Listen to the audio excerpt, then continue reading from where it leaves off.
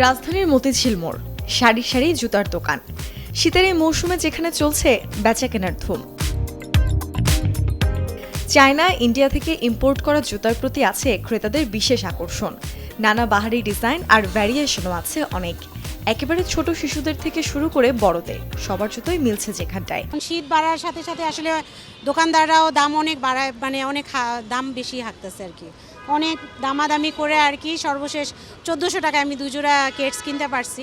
আমাদের এখানে চায়না মাল পাওয়া যায়, আপনাদের ইন্ডিয়ান মাল পাওয়া যায়, বাংলা মালও পাওয়া যায়, সব ধরনের আছে। কেজেলে আছে, এরকম ভিক্টোরিয়ার মালও আছে। হালকা, পা ঘামবে না সহজে, এমন জুতোই বেশি খুঁজছেন ক্রেতারা। কাস্টমার এই যে বেশিরভাগ ইন্ডিয়ান মালগুলা চলতেছে পান্ডার।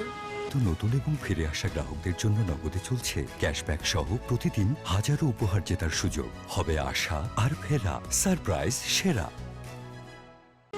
পান্ডার মালগুলা চলতেছে, এখানে বাজারে সবাই পান্ডার মালই আর কি কেনে। তাও তো আমরা এখানে একদমই বিক্রি করি, কাস্টমার হরানি হয় না। শীতে পড়াশোনা করে বেশিরভাগ বাচ্চা আর মেয়েদের জুতা, এটাই দুটো পছন্দ করে। দাম 800, 1000, 500, 700,